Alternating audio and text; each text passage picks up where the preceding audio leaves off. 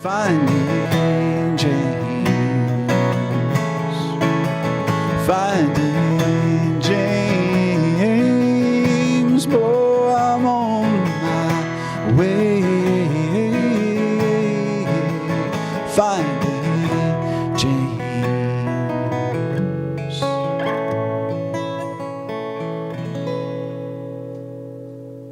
Thank you.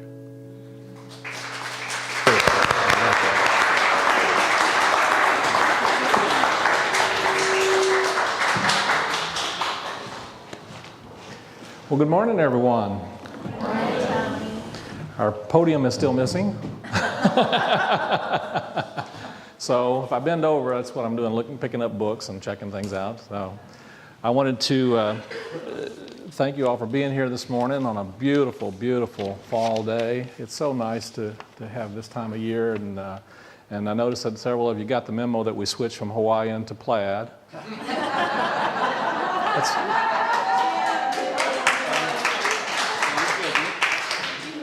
It just kind of feels like it's a little shift there. And long pants, yes. Yeah, exactly, yeah.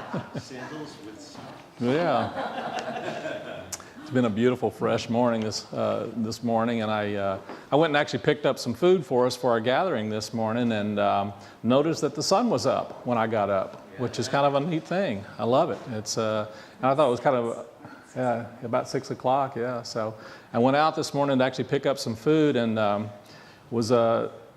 put it in the car, and I debated whether I was going to take it in the refrigerator or not, and I decided I didn't need to. And but I did have it in the refrigerator now, so just so you know, because it is warming up. I want to start off and read to you from Genesis chapter 1, verse 5. In the beginning, God created the heavens and the earth. And now the earth was formless and empty, and darkness was over the face of the deep, and the Spirit of God was hovering over the waters.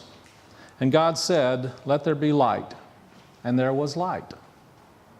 And God saw that the light was good, and He separated the light from the darkness. And God called the light day, and the darkness He called night. And there was evening, and there was morning the first day. I was inspired this week to start a series of lessons, and we're going to begin a series of lessons this week based upon loosely a work from Eric Butterworth. Many of you are familiar with Eric Butterworth, and actually I want to read to you some things that have been said about Eric Butterworth and this particular work. The work is called The Creative Life, The 7 Keys to Your Inner Genius. How many of you would like to have experience your inner genius?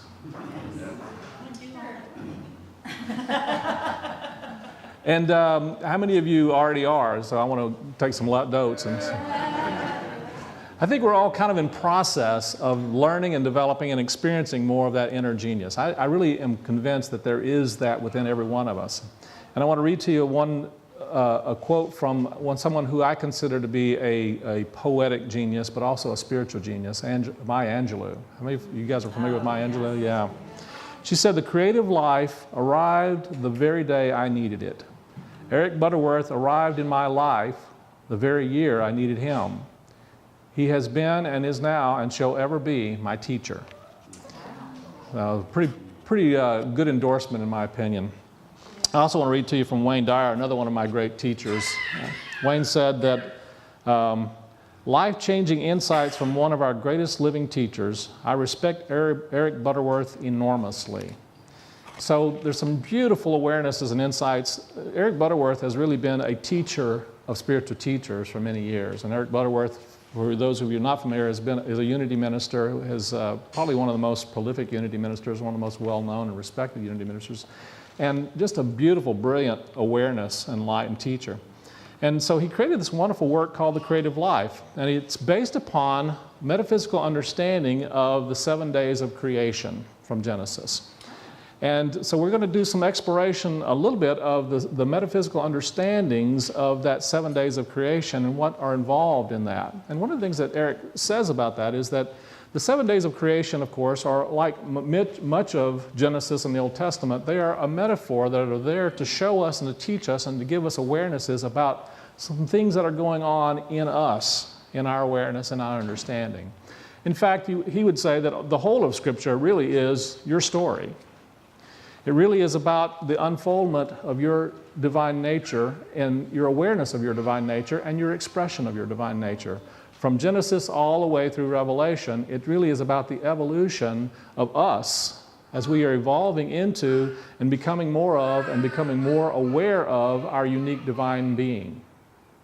And there's a beautiful awareness about how you can look at Scripture, going through the stories and going through the metaphors of Scripture, and see how there's an evolution and awareness in the stories that go through the Scripture. And so it's really quite beautiful to watch and to have that kind of awareness, that kind of understanding.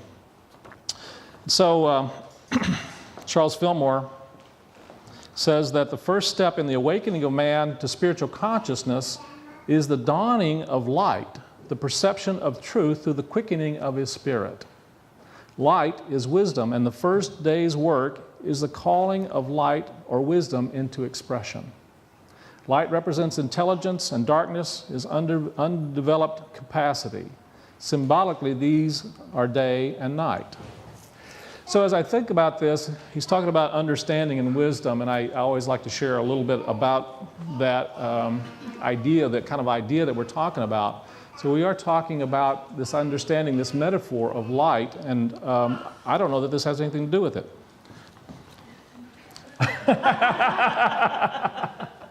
Just kidding. There was a mother who... It's about awareness. There was a mother who was talking to her teenage daughter and said, "Dear, I have some bad news and I have some good news for you." Now, the bad news is that, we're moving to a different city. And the good news is, in your new school, it's full of boys who never saw you get sick in the cafeteria.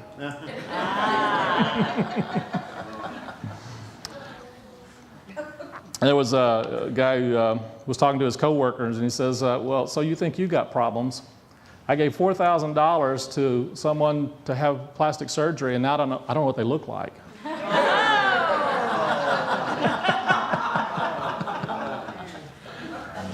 Yeah, exactly. George Carlin. I love George Carlin. He says, indoor electric illumination is often referred to as artificial light. How can it be artificial? The way I look at it is this: if I can read by it, see myself in the mirror, and recognize my friend, it's probably as real as I ever am going to need it to be. Stephen Wright says, "I installed a skylight in my apartment, and the people upstairs are really furious with me."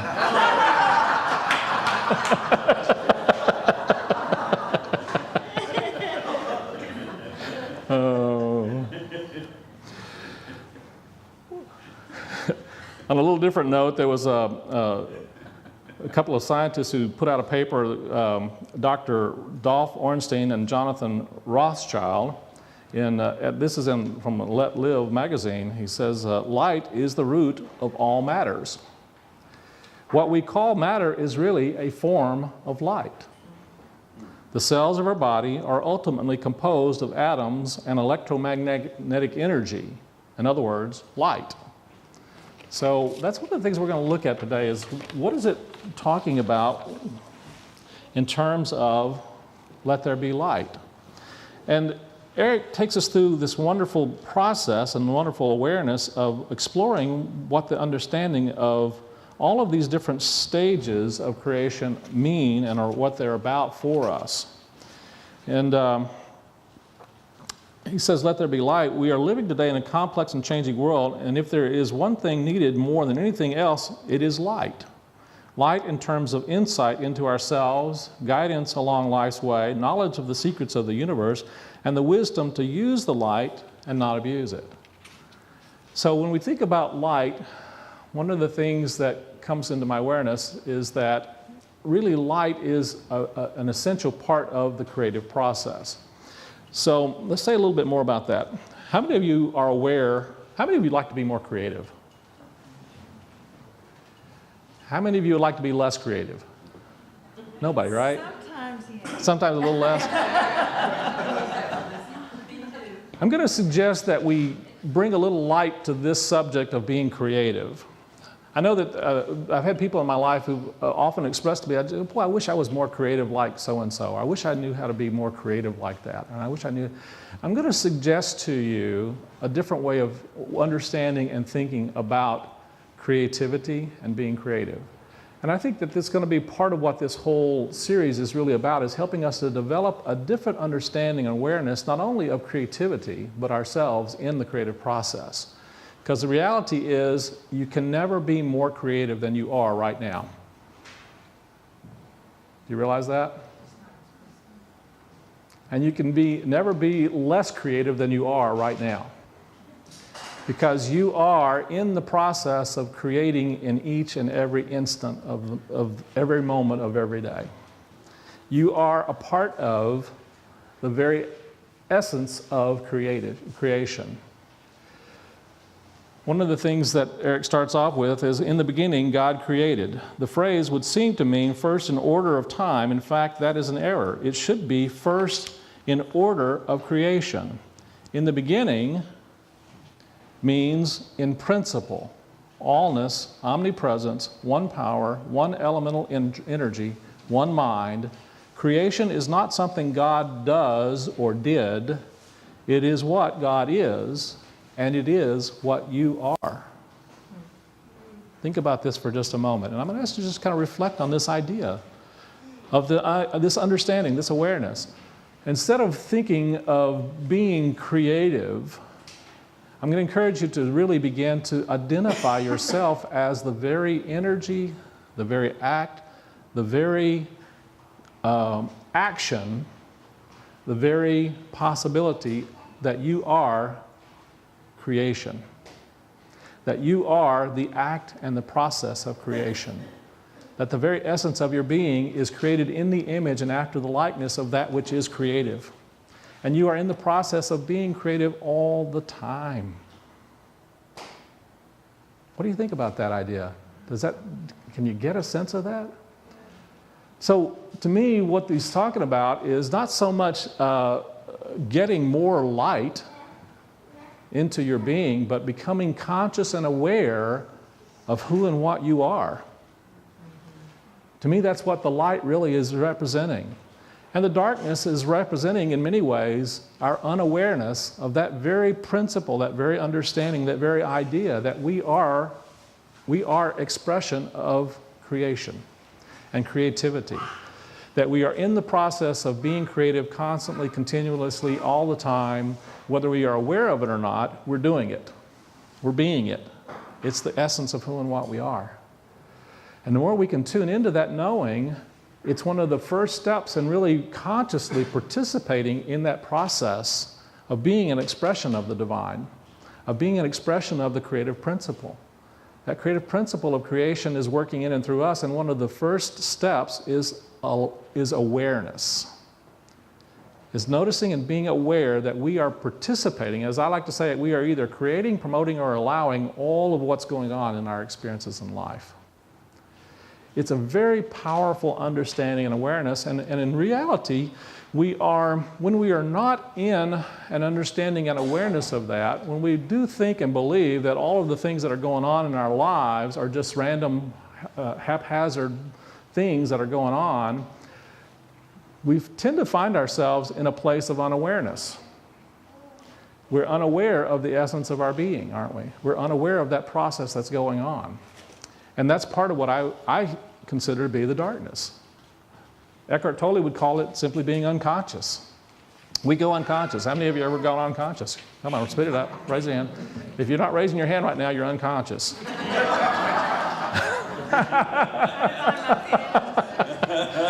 It's true, isn't it?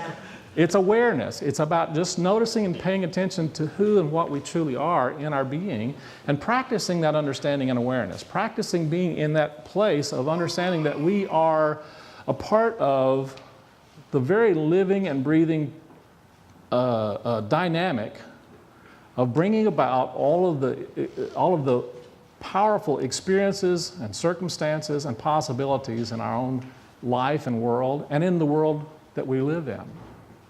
And so when we really think about this metaphysical understanding of let there be light, one of the most powerful and important keys for us in knowing that we are a part of that creative process is just recognizing ourselves as an extension of that. There's a real power in that whenever we get that understanding, we are automatically releasing ourselves from a sense of bondage, you might say. The bondage that I'm talking about is a belief system that says that we are somehow separate from that creative process. And because we are separate from that creative process, that creative process is going on outside of us, and that we are somehow victims of that creative process. Know what I'm talking about? Anybody resemble that remark? How many of you have ever been in that role? Come on, we all have. That's a part of what our learning process is also. It's part of the separation, part of the waking up, isn't it? Is to recognize when we are not allowing ourselves to acknowledge and be aware of when we are really truly participating in creating circumstances, situations, and experiences in our own life. I'll share with you that one of the things that really came to me some time ago, and I go unconscious to this fairly often, but I find myself waking up to it often as well, is I find myself in a situation where I'm feeling anxious or stressed about something. I was doing that this week, and I was really kind of a little concerned about something that had to get done, and I wasn't sure that I was going to be able to get it done, and I started finding myself going through all of the ruminations, and anybody remember those, you know? I know you guys don't do that, but I just thought I'd check to see. Anyway, so I'm playing that game, and I'm in it, and I'm really caught up in it, and I find myself really immersed in the anxiety of that, and noticing that the stress that I was feeling, and somewhere in the midst of that, I did remember to do some of the things that we talk about in Unity. Remember that meditation thing they talked about earlier? Yes. Yeah. Actually, I do that fairly regularly, but sometimes I need to do it more than I have been doing it. So I find myself, okay, I need to take a little more time to spend in the silence and the stillness. And what I really got a clear awareness of was recognizing that I was creating a problem for myself. Yeah. And recognizing and just saying, wow, look at this problem I'm creating. And owning it and accepting that I was in the midst of creating a problem for myself. And it's the very act of acknowledging and recognizing that we are in the process of creating difficulties or challenges or problems, or for that matter, even blessings. I am so grateful that I helped create this beautiful day today. Yes. Thanks, Tony. You're welcome. The reality is I created my experience of it. Isn't that true? Yes. I've certainly created my experience of it. And I certainly have created another awareness because I acknowledged it with you, and we've all kind of looked at it and kind of go, oh yeah. So we can share those kinds of awarenesses. And so it's really valuable in this first step to recognize one of the first steps in our creative awakening to being creative beings is that light of awareness that that's who and what we truly are. That's the essence of our being. So I want to share with you something here that Eric talks about. He says, in many ways, this first step in the creative process is a way of awakening to and seeing a new world. Seeing the world from a different perspective, seeing the world in a different way, seeing the world through different eyes. One of the things that Eric has always said that is we don't teach people to pray to God. We teach people to pray from an awareness of oneness with God. It's a different perspective. It's a different way of understanding. It's a different way of seeing. Because the reality is the more we can tune into that knowing within ourselves of our unique connection to that divine creative process, then our prayer becomes an extension of that creative process. And we not only listen from a different place, but we see the world differently. We see ourselves differently. We see life differently. He says, I was fascinated by an article by Jacques Lucien that gives a new insight into the process of seeing. It was titled Blindness, a New Seeing of the World. The author tells the story of how he lost his eyesight at age 8. He was a brilliant student, and he was increasingly disturbed by the absence of any recognition in education that the world is not just outside us, it's also within us.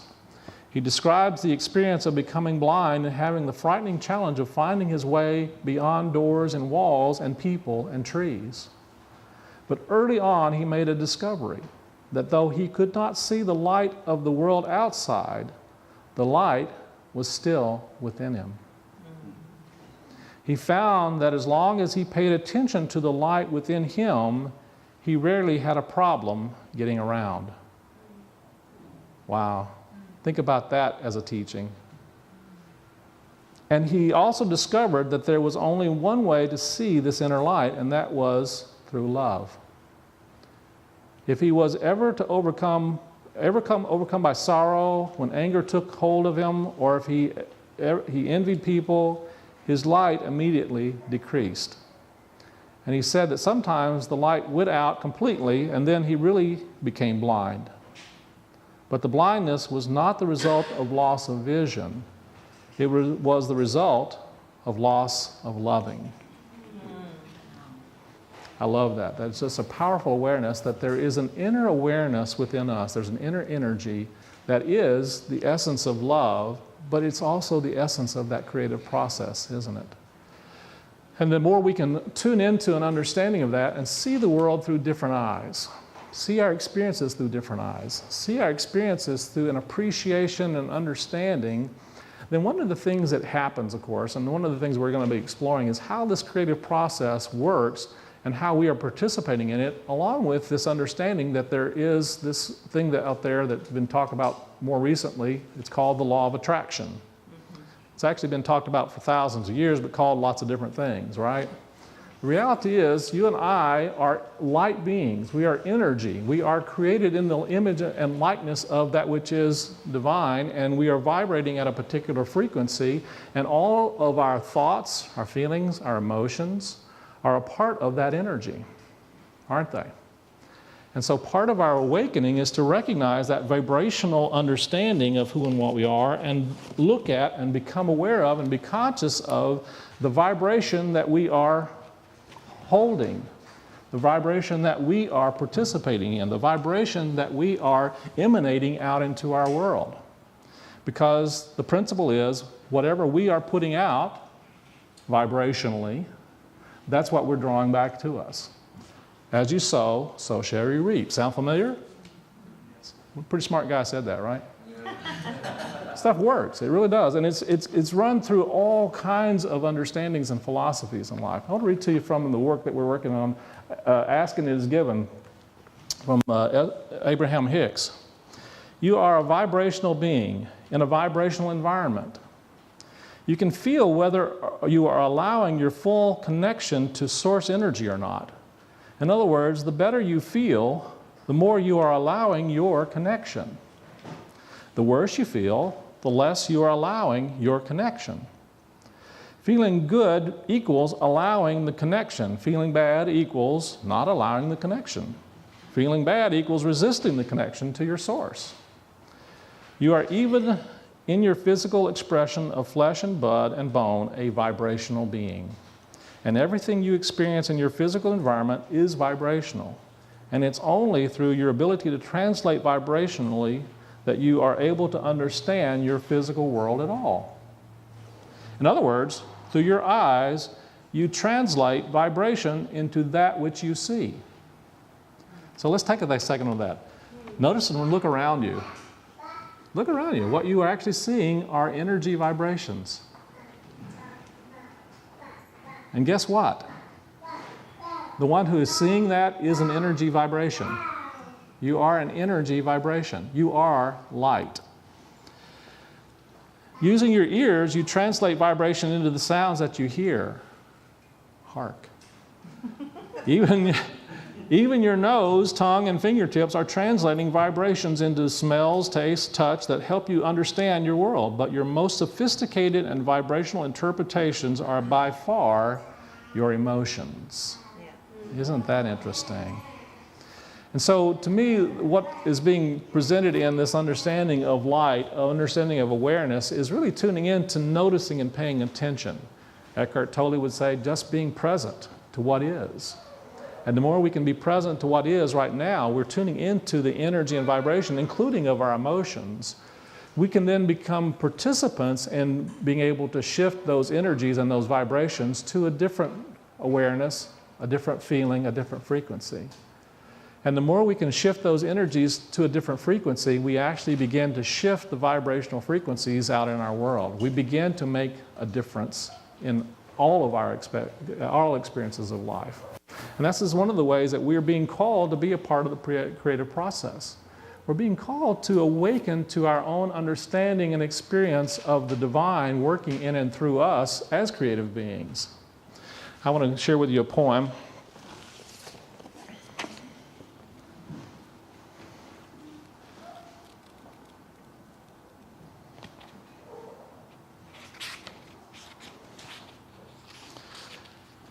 This is from St. Thomas Aquinas. He says, what does light talk about? When you recognize her beauty, the eye applauds, the heart stands in an ovation, and the tongue, when she is near, is on its best behavior. It speaks more like light. What does light talk about? I asked a plant that once. It said, I'm not sure, but it makes me grow. So this week I invite you to take some time. We're going to do a meditation that's an exploration of this awareness of how we can be more present in and of and to light.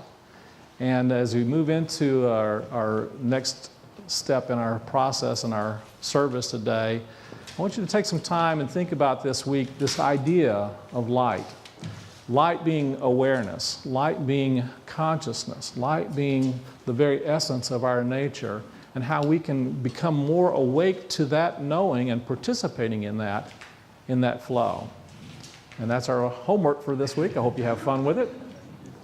And let's move into our meditation time. So let's move into a comfortable place. Begin to feel a sense of relaxation and peace flowing gently over you, flowing from the very top of your head, gently down over your face. As we close our inner eyes, we may find ourselves being blinded to the outer world, but we know that there's still a seeing there, isn't there? That not only the imagination and the visions, but also an awareness of the emotions, the feelings, the sensations.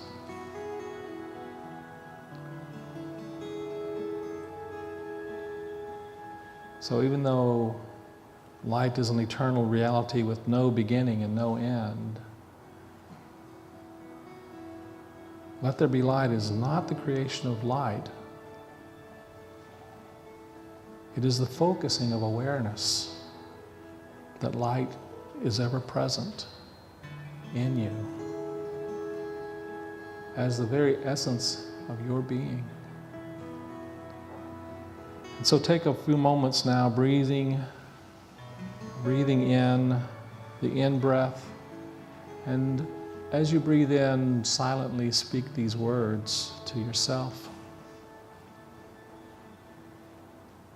God is.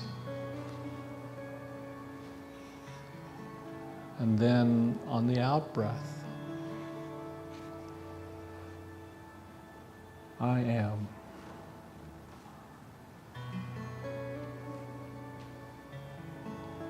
Breathing in, God is, and hold it for a moment. And breathing out, I am.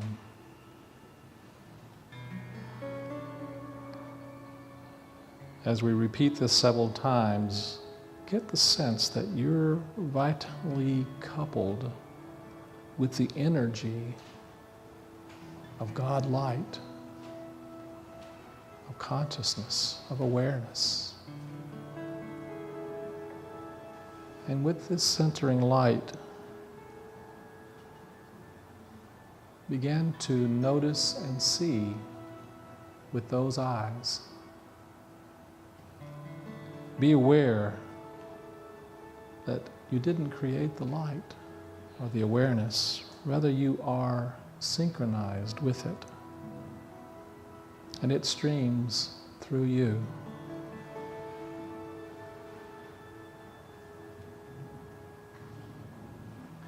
And as it streams through you, take a moment now and bring into your awareness your schedule for the week.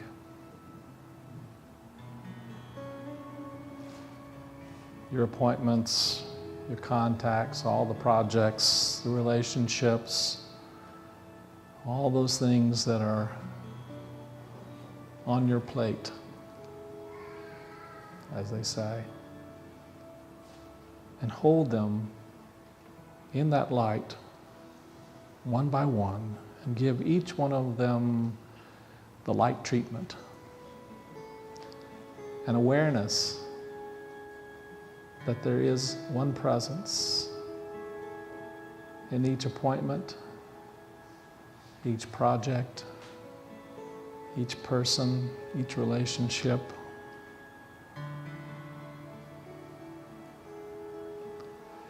See each one filled with that light that is love.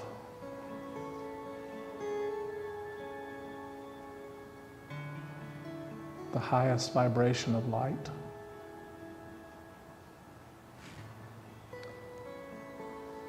And see each one being transformed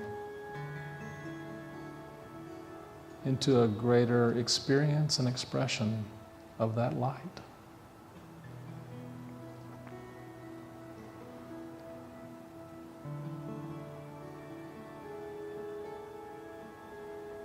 And as you give way to and resonate with that light,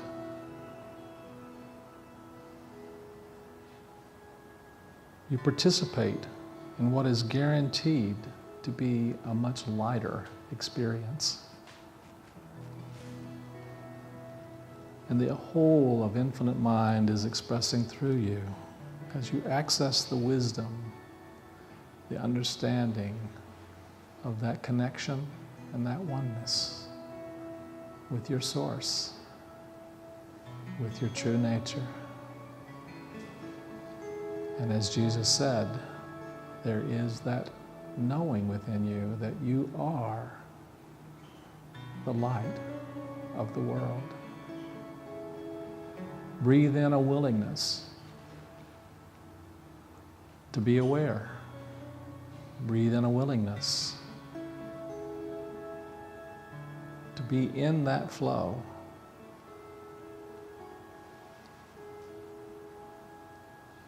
You are the light of the world. Take a nice deep breath now. Breathing in light, breathing out light. Take another nice deep breath. Feel the energy of that light of love radiating. And take another deep breath, and when you're ready, gently open your eyes.